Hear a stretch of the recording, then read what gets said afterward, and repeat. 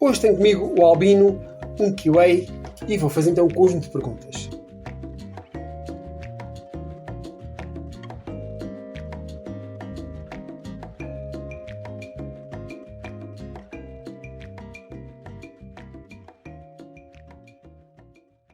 Albino, o que levou a seguir uma carreira de QA? Eu, por formação, sou engenheiro de telecomunicações. Durante o meu período lá decisivo, de qual curso superior eu faria, eu estava muito condicionado a escolher ciência da computação, vocês chamam de informáticos aqui, aqui em Portugal.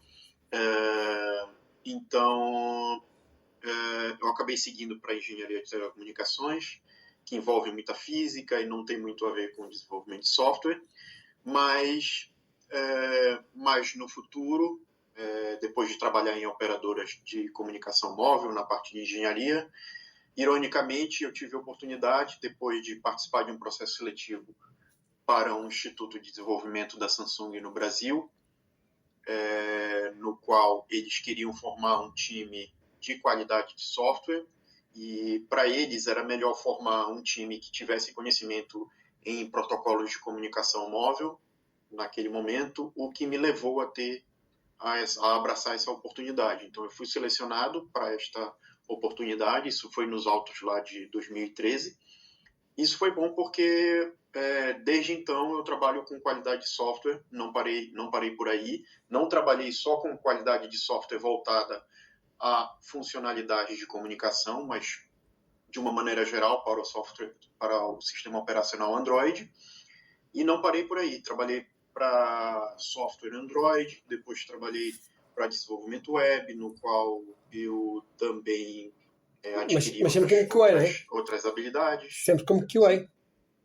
Sempre como QA, exatamente. Okay. Sempre como QA. Uhum. E hoje eu tenho aí para mais de 8 anos de experiência. Mas é engraçado. Alvin, muitas pessoas normalmente começam, por exemplo, QA e depois começam a evoluir para desenvolvimento de software. E tu começaste um bocado ao contrário, não é? Assim, começaste um bocado na parte de desenvolvimento e depois seguiste para QA mais como uma oportunidade, não é? Assim, muito interessante. Olha, eu queria te perguntar o seguinte, que é, sabes, cada vez há mais empresas que percebem a importância dos QAs nas equipas, para além de programadores, não é? Mas continua a haver empresas que consideram que ter um QA, pessoas fazer só testes, dedicadas a testes, não é muito importante. Como tu explicarias a importância dos QAs a um gestor de uma empresa dessas? Bom, há duas questões básicas, conceituais, no qual tu deves levar em consideração quando tu fazes qualidade de software. A primeira é que quem desenvolve não deve ser quem testa.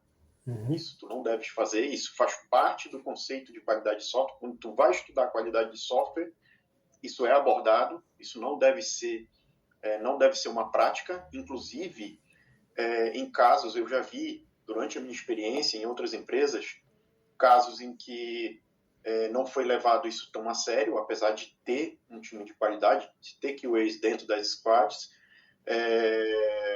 desenvolvedores estavam testando, validando feature. Isso é um problema grave, isso foi visto como uma falha no processo.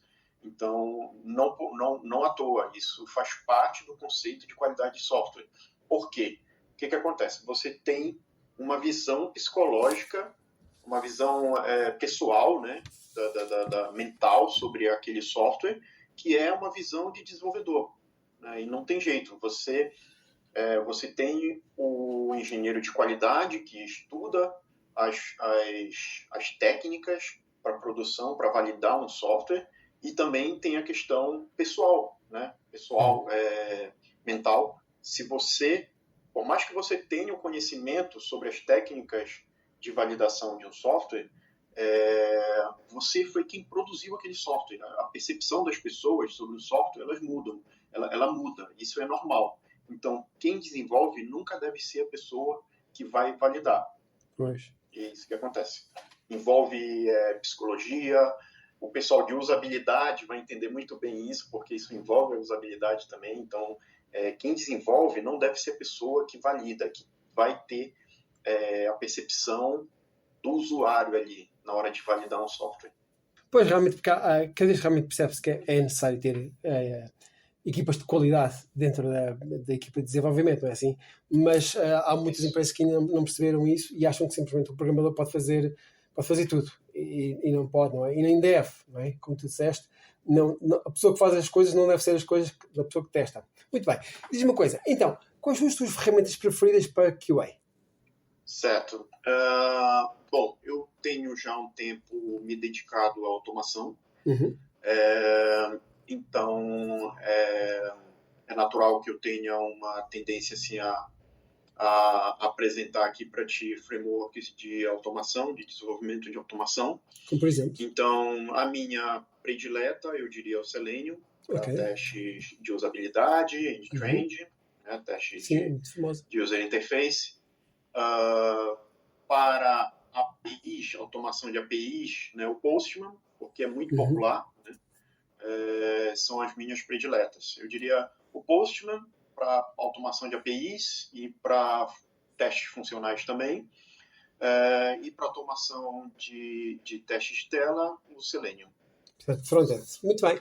Então diz-me uma coisa. Exatamente. Como é que tu vês o futuro dos QAs? Como é que tu vês a carreira evoluir no sentido vai crescer? Achas que vai mais? Como é que é? O que é que tu achas? Sim, eu acredito que isso é uma percepção de alguém que já tem 8 anos aí nesse mercado de qualidade, né?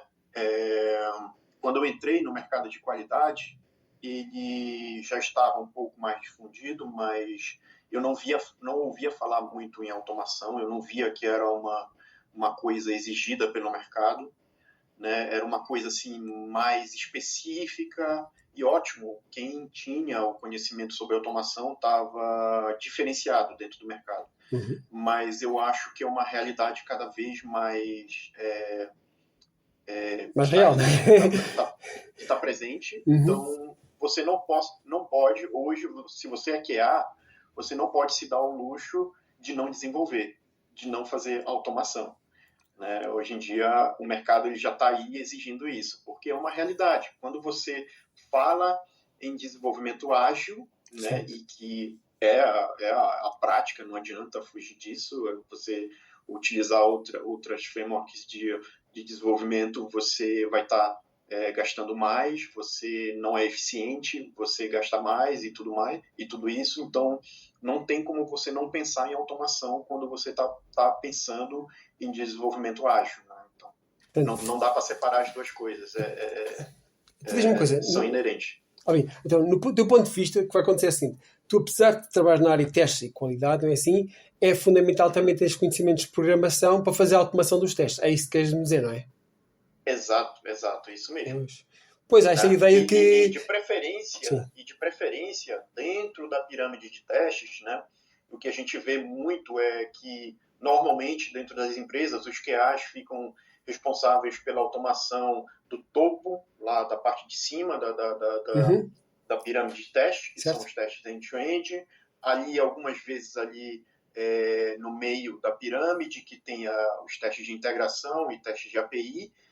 E a gente não vê que há muito se envolver com testes unitários, mas é uma coisa que, por exemplo, eu mesmo ainda não tive a oportunidade devido a uma necessidade profissional, não me foi exigido, mas eu já estou buscando esse conhecimento mesmo, porque eu acho interessante para um QA também tá envolvido. Né? Quando a gente estuda lá as técnicas de teste, querendo ou não, a gente aborda também algumas técnicas que podem ser utilizadas para testes unitários. Então, eu acho que você se torna mais competitivo também. Para mim era muito bom, porque, como sabe, eu sou programador, já tenho mais de 30 anos disto, e isso é uma coisa que realmente me dá muito trabalho fazer parte dos testes unitários. Portanto, às vezes demoro tanto tempo a criar os testes como o próprio código, ok? Porque realmente porque os testes não podem ser bias. Um teste tem de realmente conseguir abranger uma enorme quantidade de casos, não é assim? E para isso ser feito realmente requer muito tempo fazer uns bons testes.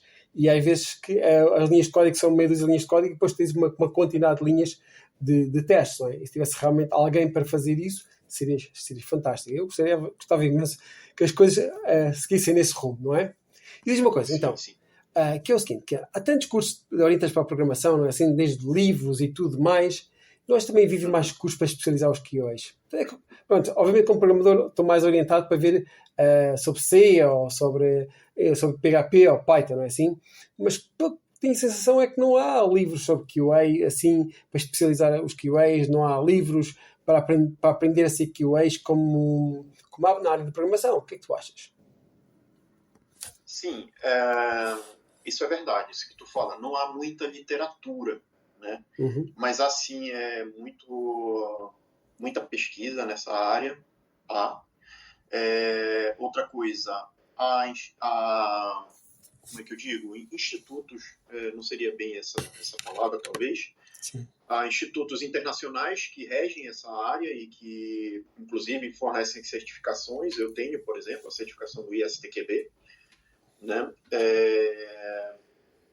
E o que eu posso dizer é que, por exemplo, no mercado brasileiro, se tu olhares no mercado brasileiro, dentro do Brasil, há uma comunidade muito, muito forte, entende? Apesar de não haver, por exemplo, um curso superior com desenvolvimento e que foca também na área de qualidade, tu vês assim uma grande comunidade no Brasil, né? Há influencers, há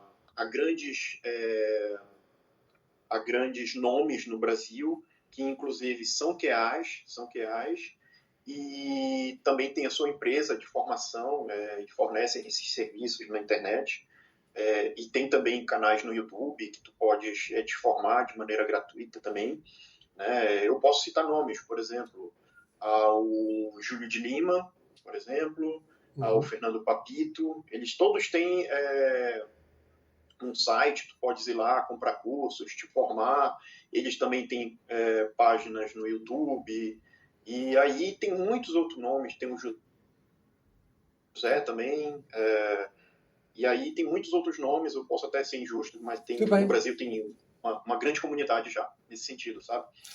Há muita oportunidade para tu te formar por lá. Albino, quer dizer que se tu quiseres aprender simplesmente a tua carolice, é possível.